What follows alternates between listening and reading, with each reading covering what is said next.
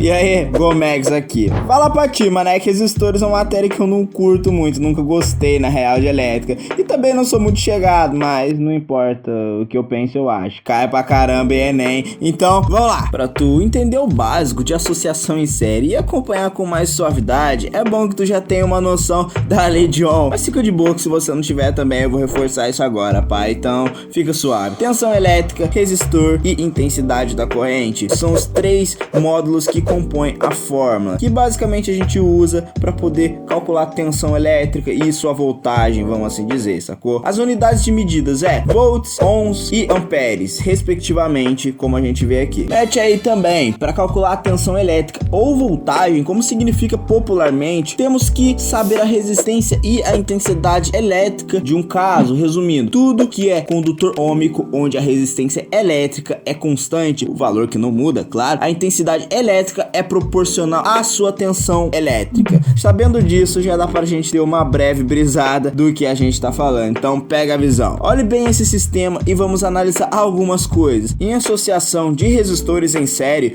o fio de condutor será igual para todos os resistores, ou seja, não vai mudar. 2, a corrente elétrica que vai passar no primeiro resistor é a mesma que vai passar em todos os outros. E 3, a soma das tensões em cada caso tem que ser igual ao valor total do sistema. Ainda não acabou não, até parece que vai acabar assim tão fácil, mané. Ainda temos outro módulo que é necessário, é a resistência equivalente, que equivale à soma de todos os resistores, tá? Pega esse exemplo simples aqui. Se a resistência 1 fosse 5 e a resistência 2 fosse 15, somando os dois seria uma total de 20 ohms. Por quê? Por conta da resistência 1 mais a resistência 2. Simples assim. Isso pode ser útil pra gente se a gente tiver que calcular a intensidade de um caso, sabe? Então é bom saber a resistência equivalente. Vamos supor que um caso pedisse pra gente calcular a intensidade. Basicamente a gente utilizar tensão igual a REC vezes I. E o que a gente vai fazer aqui? Vamos supor que a nossa tensão seja de 100 volts igual a 20 vezes I. Basicamente dividindo tudo isso aqui, 100 por 20, a gente chega no resultado de uma intensidade de 5 amperes, que é a unidade de medida que a gente usa para calcular intensidade. Associação em série, diferente da em paralelo ou da mista, eu acredito que ela seja um pouco mais fácil pelo fato de tudo que está acontecendo ser mais proporcional, onde os valores do R serem iguais, a tensão em cada um vai ser diretamente proporcional ao R. Exemplo, se o R1 for igual a 10 e o R2 também for igual a 10, a tensão total, que vamos adotar como 40, logo a gente percebe que se o R1 é igual a 10 e o R2 também é igual a 10, temos valores diretamente proporcionais. Então, sabendo que os R são iguais, logo a gente conclui que as tensões que está em R1 e está em R2 são 20 e 20, que serão a soma de 40. Ah, Gomex, mas sempre vai ser assim? Não, só quando os R's forem iguais e proporcionais. Mas se eu tivesse que calcular a tensão de cada resistor, vamos pegar aquele exemplo que já está calculado e bonitinho. Se a resistência 1 fosse 10 e a resistência 2 fosse 15, e vamos supor que a gente não tenha tensão mais, e a gente quisesse calcular essa tensão, mano, vamos levar em consideração que a gente já tem o cálculo do ampere feito. Então o que a gente vai fazer? Vai pegar aquele 5 que a gente calculou lá em cima e vamos jogar na questão. Então, ou seja, 10 vezes 5, que é a quantidade de amperes do resistor 1, será igual a 50 volts. A mesma coisa no 2, 15 vezes 5 vai ser igual a 75 volts. Então, não é nada muito alarmante de se calcular não. Desde que você tenha a intensidade correta para poder calcular, você consegue calcular a tensão suave. Então, não tem segredo. Pô, na moral, menor, pra criar essa aula deu um trampo, hein? Então curte aí pra nós, pra ajudar a firma. E pra finalizar, a gente tem a potência, que pode ser pedida dada em algum momento, tá ligado? Então, multiplicando a tensão do resistor vezes a intensidade, a gente consegue achar suave. Vamos trabalhar com os valores que a gente achou lá em cima. 50 vezes 5, por exemplo, que vai dar o resultado de 250. Por que 250? 5 é a quantidade de amperes da intensidade, claro, e 50 é a voltagem que a gente achou da tensão 1, certo? Então, a gente tem o resultado de 250 watts, que é a unidade de medida que a gente usa para calcular a potência. Agora, para calcular a potência 2 é a mesma coisa, tá ligado? 75 vezes 5, 375. É a mesma lógica. saca? Amperagem 5, voltagem 75. Já era, velho. Não tem nada de difícil nisso, não. Mano, pra ser sincero, esse vídeo foi um pouco mais desafiador do que os outros, porque pra organizar as informações e o medo de errar, porque eu errei bastante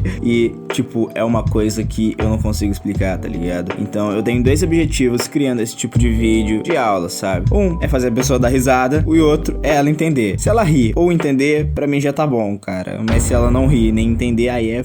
Mas enfim, cara, espero que vocês tenham gostado desse tipo de vídeo, tá ligado? Eu explicando um pouco do meu jeito e, sei lá, tentando colocar aqui um pouco da visão minha sobre as coisas que eu aprendi. Mano, deixa o like aí e, sei lá, se inscreve aí e vamos pra cima, velho. Sei que Enem tá chegando e é uma prova que muita gente faz por conta que, né, principalmente a pressão. Mas o que eu tenho a dizer é que, velho, o mundo não vai acabar por causa de Enem, tá ligado?